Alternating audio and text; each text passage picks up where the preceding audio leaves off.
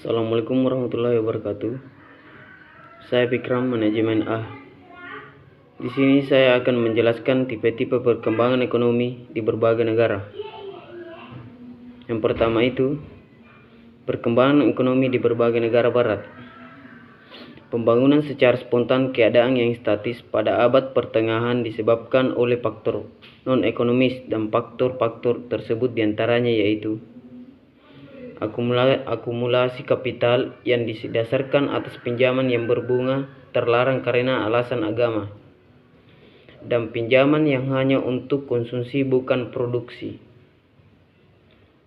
2. Struktur masyarakat didasarkan atas agama dan paham feodal bukan dasar nilai material dan ekonomi.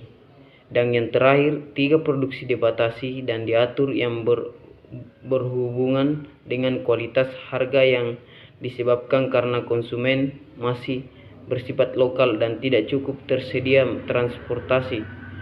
Perkembangan perdagangan dimulai meluas setelah adanya perang salib, itu pun hanya di daerah Mediterania saja. Tipe perkembangan ekonomi kedua yaitu perkembangan ekonomi Jepang. Perkembangan ekonomi Jepang berbeda dengan perkembangan ekonomi di negara-negara barat, di mana sifatnya yang lebih spontan dan dipimpin oleh serta dan dibiayai oleh sektor swasta.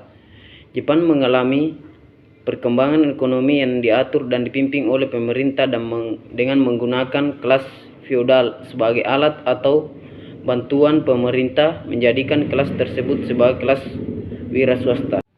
Yang ketiga, perkembangan ekonomi Rusia.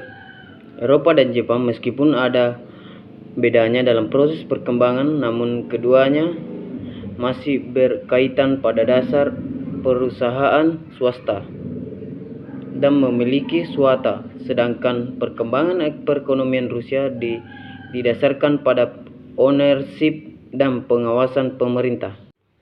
Dan yang keempat, perkembangan di negara yang sedang berkembang. Ekonomi dualistis adalah salah satu sifat pokok perekonomian di negara yang sedang berkembang.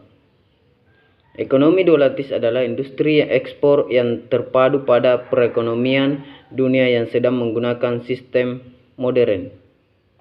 Wassalamualaikum warahmatullahi wabarakatuh. Sekian dan terima kasih.